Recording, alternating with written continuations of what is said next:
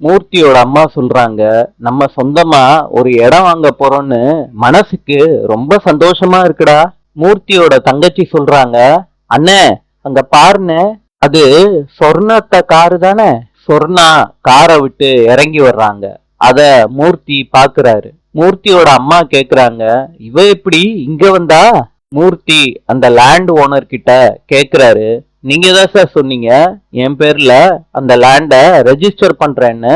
அதுக்கு அந்த land owner சொல்றாரு மூர்த்தி கிட்ட, நான் அப்ப சொன்னேன்ப்பா, இப்ப நான் உனக்கு ரெஜிஸ்டர் பண்ணி கொடுக்கல அந்த லேண்ட.